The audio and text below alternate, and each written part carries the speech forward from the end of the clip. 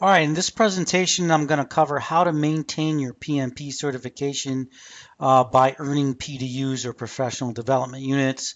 I'll go into what is a PDU, what topics are relevant for PDU, what kind of things can you study to get your PDUs, and I'll go over a summary of PDU types and categories, and then I'll show some examples.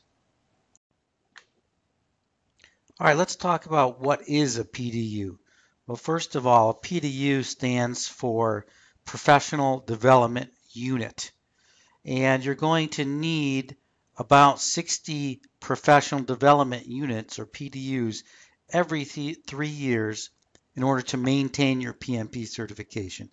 And this is very important because uh, if you don't maintain your certification, you'll have to retake the test.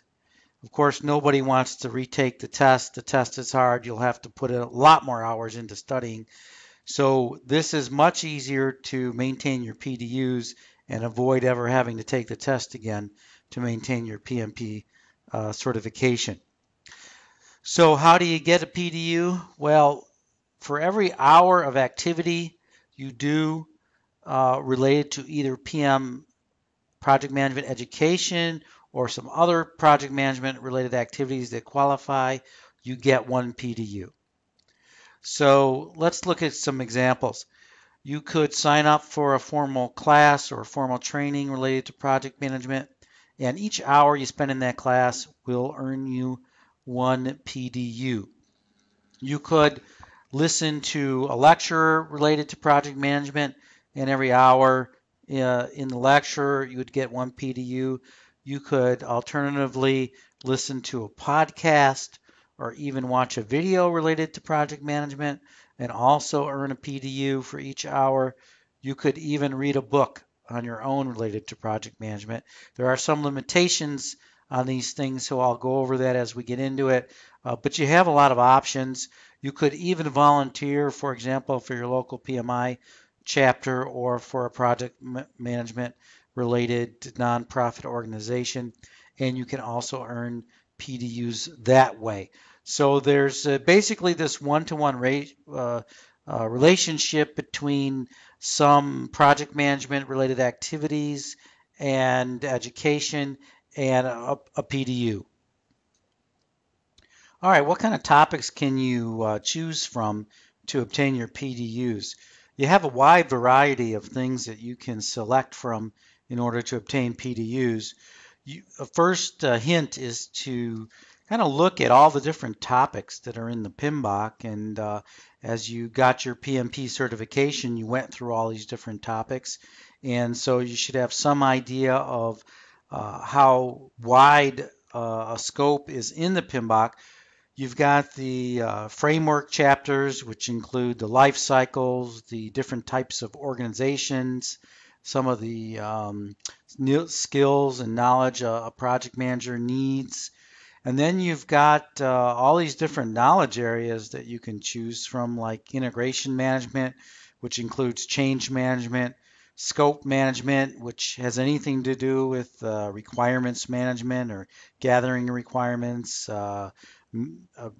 developing a work breakdown structure, time management, anything to do with scheduling. A lot of people take scheduling tools like Microsoft Project or Primavera or other scheduling tools.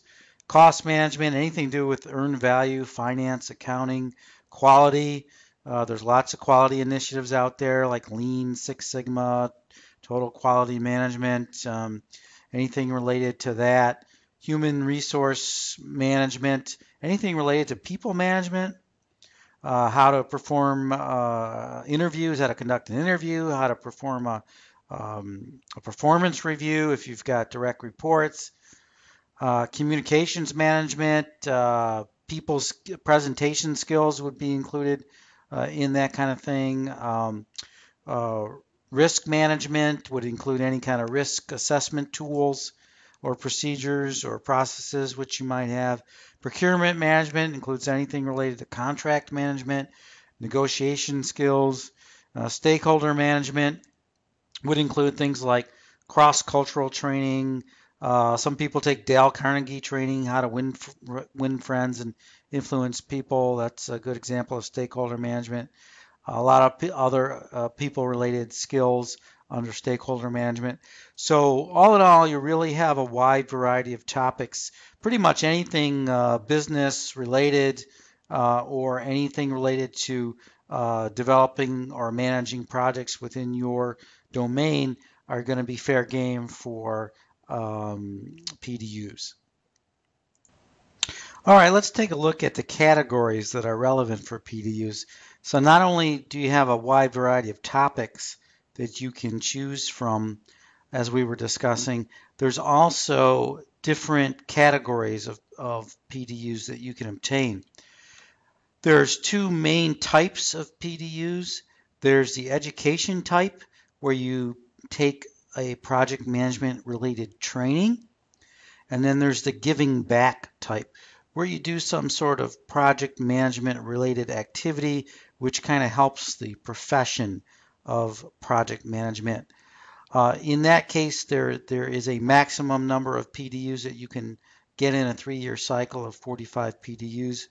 And in the education or the training type, there is no maximum. And then PMI breaks those down into categories. So under the education type, you've got 3 different categories. Category A is your courses which are offered by registered education providers. There's a list of those on the PMI website. They're basically just regular training organizations that have pre-registered with PMI as to what kind of classes they've got, and they meet certain criteria from PMI. In addition to that, there are lots of organizations that are not registered education providers, but you can also easily take training from them. Those are called continuing education, and in both those cases, there's no max. In fact, you could take all 60 PDUs from either category A or B or any combination. There is a third type of education, which is also interesting, and we'll talk about all of these more later in the presentation. But self-directed learning is where you can do activities. Now there is a 30 PDU max, so you can get up to half your PDUs with self-directed learning, and this very often can be your lowest cost option, and we'll talk about that a little bit more later. And then under the giving back type, there's 3 categories of PDUs. You can create new project management knowledge. That's like writing articles, and we'll talk about that. Of course, that counts towards your 45 PDU max. You can volunteer. Very often people volunteer at their local PMI chapter. That also counts against your 45 PDU max. And then, of course, if you're a project manager currently just working in the profession of project management, you can get up to 15 PDUs just for that. And that, of course, also goes towards your 45 PDU max. So you can, get some from all the categories, or in some cases, like a category A and B, you could get all your PDUs. But you do have a lot of different categories to choose from, and I'll go into a little more depth on each one of these PDU categories. So let's look at category A. Category A is an education type. There's no PDU limit for that. Category A is for any course that you would take by a registered education provider or REP. You don't have to use a registered education provider. It just means that the company or organization is pre-registered with PMI, and very often you can find the courses that they offer on the PMI website when you go to record your PDUs. Sometimes the training vendors will advertise that they're an REP, and you'll see that either in their brochures or on their websites. The other way to find an REP, if you're interested, is to go to the PMI website. And here's an example of going to the PMI website, and you can see here that you can search for PMI registered education providers either by region or country, or you can even put in a zip code. Currently, there's 1,475 REPs in the database, and of course, you can narrow that down even more as needed to get to some that might be close to you. Again, there's lots of different ways to find them, but if you do use them, it's the most straightforward way to record your PDUs.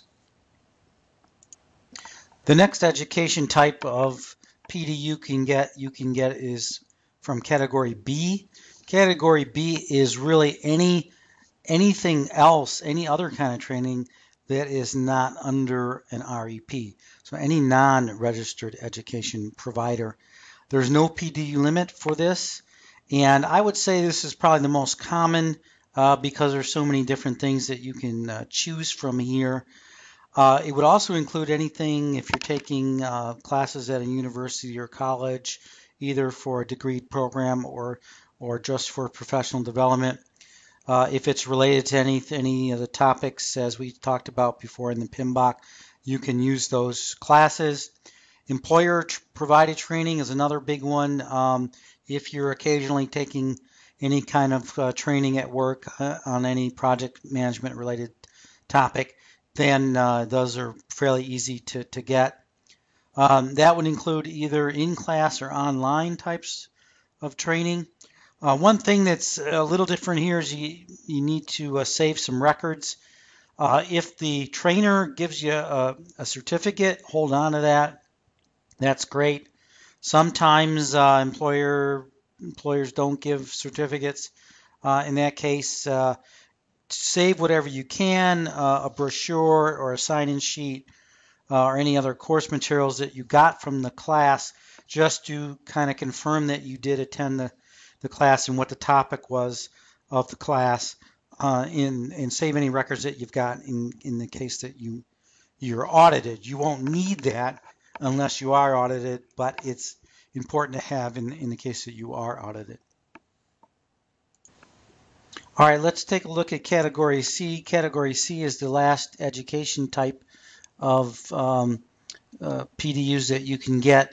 This is the self-directed PDUs. There's a 30 PDU limit, and the great thing about these self-directed learning ones are it's probably the least expensive way to get PDUs. So you can get about half your PDUs here in the self-directed category. And that includes things like reading articles. So for example, if you're a PMI member and you get the monthly PMI magazine, reading that and maybe making some notes in a logbook, then you can go back at some time and register those as PDUs. Books, there's hundreds or if not thousands of project management related books. Maybe there's a topic that you're interested in that just so happens to be related to something in the PMBOK or something related to management, and that's a great way to get low-cost PDUs. So you can go to Amazon.com or your favorite bookstore and get either an ebook or paper book. Instruction manuals, if you have to read in some sort of project management related instruction manual, or most likely for a tool, then that could count, and maybe you have to do that for your job anyway, so you might as well count that as a PDU. Watching videos, there are lots of providers that will upload short project management topics to Google, Google YouTube. You can watch those, make some notes, log those, and then go back later and count some PDUs. And I think the minimum is like a 1/4 for a PDU, so 15 minutes will get you maybe a quarter of a PDU. Interactive CDs, if you're doing something to learn some tool or some process and you're using an interactive CD, you can count that. Listening to podcasts, there's hundreds of podcasts related to project management. You can do a search either on Google or iTunes. The PM podcast is very by Cornelius Fichtner. That's a very popular one. He puts, I think, one out almost every week, so you can get almost an hour a week that way. And being coached or mentored by someone else, a little bit more rare, but you can also use that. Just make sure you keep some notes or records. But this is a great way to get low-cost PDUs. So by all means, if you need that, take advantage of that. The next type of PDU that you can earn is under Category D, and Category D is a giving back type of PDU, which means that there's a 45 PDU limit. But Category D means you're creating new project management knowledge. So for example, if you author an article on any project management related topic, maybe you're interested in something and you go out and do some research and you author an article. Maybe it even gets published in your company newsletter or something online. That's great. If you present in a webinar, whether it's your own webinar or somebody else's webinar, you can earn PDUs for that. If you're part of a podcast, either your own podcast or present in somebody else's podcast or get interviewed, you can count that. If you create course content or your own complete course, you can count that. Or if you serve as a speaker, let's say at a local PMI chapter, you give a presentation, or you give a presentation at your workplace or any other organization related to project management, either a nonprofit or for-profit organization, you can count PDUs for that. Also, from time to time, for example, the PMI chapters will do panel discussions, and if you either served as a moderator or subject matter expert for the panel discussion, don't forget to count PDUs for those. And as we talked about before, save some sort of records, your calendar invites, your notes, there's any other material, brochures, advertisements that you have related to any of these things that you might get involved in to have records. The next category is Category E. Category E is a giving back type. So you have the 45 PDU limit again for the giving back type. So Category E is when you volunteer for some sort of project management related activity, usually within a project management organization, and the most common there is the local PMI chapter. So you could serve as an officer or part of a committee for a local PMI chapter, or you could volunteer for one of the global events which PMI has every year. For example, the PMI Global Congress.